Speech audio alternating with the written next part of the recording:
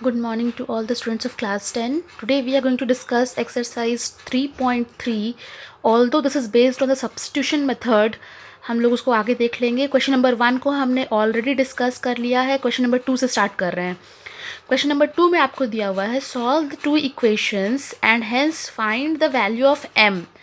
m का value निकालना है इस इक्वेशन में y is equal to M X plus 3 में. तो हमारे पास दो इक्वेशन ऑलरेडी है. एक से y का वैल्यू निकाल के हमने दूसरे में पुट कर दिया और दूसरे में पुट करने के बाद हमें पता है कि वो वन वेरिएबल में बन चुका है. वन वेरिएबल में बनने के बाद हमने x की वैल्यू निकाली और उसी x की वैल्यू को y में पुट करके y का वैल्यू भी निकाल लिया. तो now we are having x value as well as y value. अब हमारे पास दोनों की वैल्यू मिल चुकी है. क्वेश्चन में बोल रहा है कि आपको निकालना है m का वैल्यू. जब आप x और y को पुट कर दोगे तब कितना आता है. तो we are putting the value of y is equal to 5 and x is equal to -2 और उसको हम लोग इक्वेट करके m का value. It is also single variable question. Now सारा कांस्टेंट को एक तरफ ले जाइए और m का वैल्यू हमने यहाँ से निकाला, that is 1. So the question is very simple. दो इक्वेशन थी, दोनों को सॉल्व करना था. दोनों का जो x और y का वैल्यू आया, हमने सब्स्टिट्यूशन मेथड का यूज़ किया है because 3.3 is coming under substitution method. और फिर लेकिन अगर एग्ज़ाम में आपको कुछ मेंशन ना रहा तो आप एलिमिनेशन, सब्स्टिट्यूशन, कोई मेथड का इस्तेमाल कर सकते हैं. तो आप इस वैल्यू को इस इक्वेशन में पुट करेंगे और m की वैल्यू निकाल लेंगे. तो this was the first question. Second question and third का हमने पहला क्वेश्चन देख रहे हैं. क्वेश्चन नंबर थर्ड है. उसके पहले क्वेश्चन में वर्ड प्रॉब्लम की तरह दी गई है. तो जो भी वर्ड प्रॉब्लम की तरह दी गई है you have to make them in the terms of equation. Equation बनाएंगे, उसके बाद उसको सॉल्व करेंगे.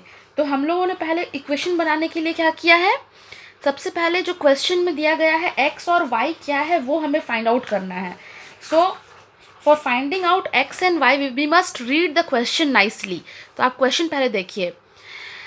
The difference between two number is 26 and one number is 3 times the other. Find them. दो कंडीशन तो होना ही चाहिए हर क्वेश्चन में.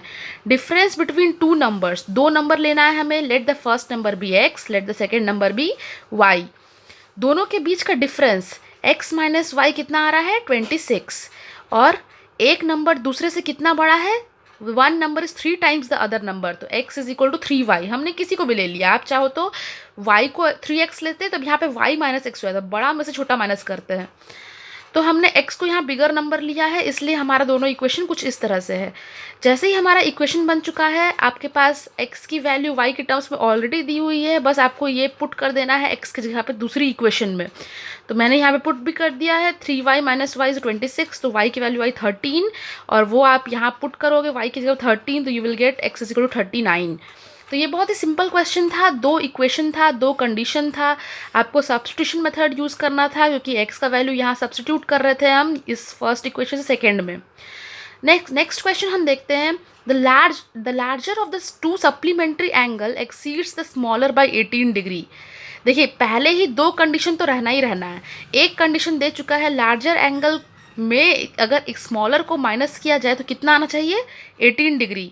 और दूसरा कंडीशन कहाँ छुपा हुआ है, इसमें सप्लीमेंट्री एंगल. सप्लीमेंट्री मतलब दोनों का सम कितना होना चाहिए 180 डिग्री. तो we are going to see this next question. आपके पास फिर दो कंडीशंस है. दो कंडीशंस में हमारे पास सपोज हमने क्या मान लिया, the larger angle be x, the smaller angle be y. तो x में माइनस वाई करेंगे तो 18 आना चाहिए. तो अगर हम y को उस तरफ कर दिए, एक स्टेप पहले छोड़ा है, that is x minus Y is equal to 18 according to the question. और अगर y को उस तरफ कर दिए तो वो प्लस हो जाएगा. तो x का वैल्यू हमको फर्स्ट इक्वेशन से मिल चुका है, x is equal to Y plus 18. Second condition क्या है, दे बोथ आर सप्लीमेंट्री. इसका मतलब x प्लस वाई 180 होना चाहिए. अब हमने वहाँ पे x की जगह में ये वाली वैल्यू पुट कर दी और जैसे ही सब्स्टिट्यूट कर दिया तो हमारे पास पूरा इक्वेशन सिर्फ y में हो गया. और y को हमने सॉल्व किया है और y की वैल्यू हमने यहाँ 81 निकाली है. और x का वैल्यू हमने यहाँ से पुट करके 81 plus 18 that is 99. Since they both are angles तो we will write it down. x is equal 99 degree and y is equal to 81 degree. These two are supplementary angles. Okay, this was also very simple question. Next question आपने पहले भी graphical method में देखा था कि ball की cost and bat की cost आपको दी रहती थी और कितने बॉल एंड कितने बैट खरीदना था। तो आपको क्वेश्चन में दिया गया है कि सपोज कि आप क्या कर ले रहे हैं, एक बैट का दाम x मान ले रहे हैं, एक बॉल का दाम y मान ले रहे हैं। Please write the questions for each questions also for each answer. मैंने सिर्फ आंसर लिखा है, आप ऊपर में क्वेश्चन ज़रूर लिखे ताकि ज़्यादा क्लियर हो। Next what we are doing is, question के हिसाब से दिया हुआ है 7 बैट प्लस 6 बॉल खरीदने से इतना रुपीज़ टोटल कॉस्ट हो रहा है। और सेकंड कंडीशन क्या दिया हुआ है, 3 बैट प्लस 5 बॉल खरीदने से इतनी रुपीज़ हो रही है।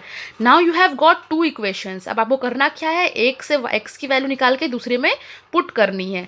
ये आगे आप सॉल्व करोगे, complete the things, find the answer. I have left till 2 questions, पूरा कंप्लीट करेंगे तभी इसको छोड़ेंगे।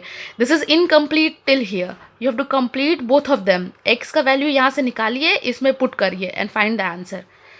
क्वेश्चन नंबर 4 में आपको ये क्वेश्चन ऑलरेडी हमने देखा था इन पीसा टाइप क्वेश्चंस ऑल्सो, कि टैक्सी का चार्ज हमें निकालना है। क्या दिया हुआ है कि टैक्सी जो है किसी पर्टिकुलर जगह में एक फिक्स चार्ज रखता है x रुपीज़, और नेक्स्ट पर किलोमीटर के लिए उसकी चार्ज बढ़ते जाती है y रुपीज़ के हिसाब से। तो पहला कंडीशन में बोल रहा है आपको 10 किलोमीटर के लिए निकालना है। तो पहला तो फिक्स चार्ज जो है वैसा का वैसा रहा, और प्लस 10 किलोमीटर के लिए y रुपीज़ लगा, और उसकी टोटल चार्ज लगी थी 105 रुपीज़। तो पहला इक्वेशन आपको बड़े आसानी से मिल गया है, फिक्स्ड प्लस 10 किलोमीटर के लिए। दूसरा कंडीशन भी बहुत ही ईजी है, फिक्स्ड चार्ज प्लस 15 किलोमीटर के लिए। तो आपको मिल चुका है 2 इक्वेशन। आप x और y का वैल्यू फाइंड आउट करेंगे और थर्ड कंडीशन में पुट करेंगे। देखिए आपका क्वेश्चन खत्म नहीं हुआ है। x और y का जब इस दोनों को सॉल्व करके वैल्यू निकालोगे तो x का वैल्यू जो आपको 5 मिलेगा और y का वैल्यू 10 मिलेगा। तो जब ये सॉल्व कर लोगे तब आपको x और y की वैल्यू मिल जाएगी। और आपको क्वेश्चन में ऑलरेडी पूछा गया है कि आपको चार्ज निकालना है 25 किलोमीटर के लिए। 25 किलोमीटर के लिए आपका इक्वेशन होगा x प्लस 25y। तो x की जगह में 5 पुट करेंगे, y की जगह में 10 पुट करेंगे, सॉल्व करके आंसर आएगा ₹255। Last question we can see, last question में बोल रहा है आपके पास let the numerator and denominator. आपका क्वेश्चन दिया गया है कि कोई एक फ्रैक्शन है जिसके न्यूमरेटर में 2 प्लस कर दे और डिनोमिनेटर में 2 प्लस कर दे, तो जो फ्रैक्शन है वो 9/11 बन जाता है। तो आपका जो फ्रैक्शन होगा उसमें एक न्यूमरेटर होगा अपर वाला वैल्यू x, और एक डिनोमिनेटर होगा y। तो आपको करना क्या है कि न्यूमरेटर में भी +2 करना है पहला कंडीशन में, और डिनोमिनेटर में +2 करना है। अब +2 करने के लिए आपको 9/11 बन जाएगा। अब इसको आप क्रॉस मल्टीप्लिकेशन करके स्मॉल कर सकते हैं और एक लीनियर इक्वेशन इन 2 वेरिएबल्स बना सकते हैं। सिमिलरली सेकेंड कंडीशन में आपको क्या करना है कि ऊपर भी +3 करना है, नीचे भी +3 करना है। तो जो भी आपका कंडीशन बन रहा है वो आपको क्रॉस मल्टीप्लिकेशन करना है और उसके बाद एक और इक्वेशन बन जाएगा। अब 2 इक्वेशन आ चुका है, दोनों को सॉल्व करना है सब्स्टिट्यूशन मेथड को यूज़ करके, और x और y की वैल्यू निकालना है, and that will be in the form of x ऊपर लिखाना है और y नीचे लिखाना है, जैसे फ्रैक्शन निकालना है आपको। एंड नाउ 6th क्वेश्चन आपके पास ये ऑलरेडी हमने डिस्कस कर चुका है ग्राफिकल मेथड में, एक बार और कर लेते हैं। एज वाला प्रॉब्लम में आपको सबसे पहले प्रेजेंट एज लेना है। The present age of Jacob is x years, the present age of his son is y years। तो आपने प्रेजेंट एज लिया है और क्वेश्चन के हिसाब से दिया हुआ है 5 साल बाद, हेंस मतलब 5 years लेटर। तो 5 साल के बाद जो जैकब का एज होगा उसमें 5 ऐड हो जाएगा और उसका बेटे के एज में भी 5 ऐड हो जाएगा, क्योंकि 5 साल बाद का एज है ये।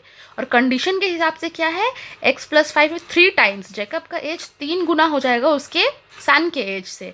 तो एक ये इक्वेशन मिला आपको सॉल्व करने के बाद, x - 3y = 10। और दूसरा कंडीशन है 5 साल पहले, तो 5 साल पहले में x - 5 करेंगे और y - 5 करेंगे, इससे आपको दूसरी कंडीशन मिली दिस वन। आपको 2 कंडीशन मिल चुका है, दोनों में सब्स्टिट्यूशन मेथड यूज़ करिए और आगे सॉल्व कीजिए। इससे निकल जाएगा आपका present age of Jacob and his son. तो this was all about exercise 3.3। आगे हम सब्स्टिट्यूशन मेथड का सारा क्वेश्चन देख चुके हैं, अब हम एलिमिनेशन मेथड के एक्सरसाइज पर जाएंगे।